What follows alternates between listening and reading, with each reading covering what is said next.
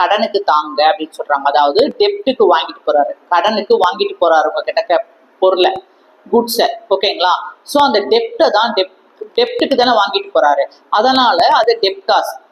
புரியுதுங்களா? உங்களுடைய டெப்டாரா மாறிடுறாரு. அந்த கஸ்டமர் என்ன ஆயிடுறாரு, கடனுக்கு பொருள் வாங்கிட்டு போறதுனால, கிரெடிட் சேல்ஸ் நடக்கிறதுனால அந்த கஸ்டமர் உங்களுக்கு டெப்டார்ஸா மாறிடுறாங்க, டெப்ட்டுக்கு வாங்கிட்டு போனதுனால. நல்லா கவனிங்க. அப்போ நீங்க சும்மா கொடுக்க முடியுமா? ஒரு பில்ஸ் ரிசீவபிள் டாக்குமெண்ட் ஒன்று ப்ரிப்பேர் பண்ணி எந்த டேட்டுக்கு அவர் தராரோ, பணம் தரேன்னு சொல்றாரோ, அந்த டியூ அமௌண்ட்டை, அந்த ஃபியூச்சர் டியூ டேட்டை மென்ஷன் பண்ணி, டியூ அமௌண்ட்டை மென்ஷன் பண்ணி பில்ஸ் ரிசீவபிள் டாக்குமெண்ட்டை அவர்கிட்ட கொடுத்துட்றீங்க.